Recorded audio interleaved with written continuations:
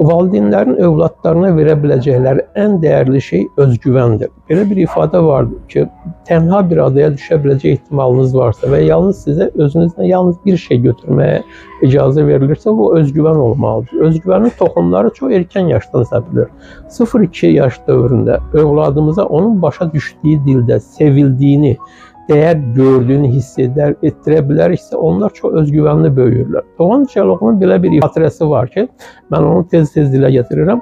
Mən iş yoldaşımla bir gün kafedrada oturmuşuq. İş yoldaşım öz kiçik 9 aylıq körpəsi ilə kafedraya gəlmişdi.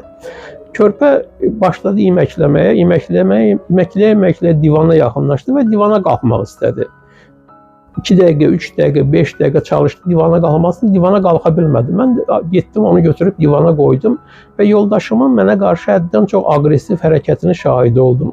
O mənə yaxınlaşdı ki, sən nə etdin? Bugün övladımı çox böyük bir hissdən məhrum etdin, özgüvən hissindən. Əgər ola bilər ki, o bugün divana qalxmayacaqdı, sabah qalxacaqdı, ya başqa gün qalxacaqdı. Onda dönüb sonra ya mənə, ya danasına baxacaqdı ki, mən bunu bacardım.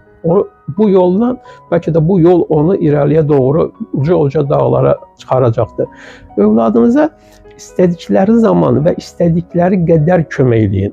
Həddindən artıq və gərəksiz zaman onlara kömək etmək onları gücsüzləşdirir, özlərinə inamı zədələyir. Övladlarınız bir iş gördükdə, evdə bir iş tapşırmışsınız, evi süpürmək, masanı düzəltmək və s. və s. Ondan sonra onların gördüyü işlərə düzəliş etməyin. Çünki bu onların gücsüzləşdilər, özlərinə inamlarını zədələyir. Özgüvənli övlad böyütməklə bağlı daha geniş məlumatı Xoşbəxt Uşaqlar Böyüdək Nə Etməli kitabından əldə edə bilərsiniz.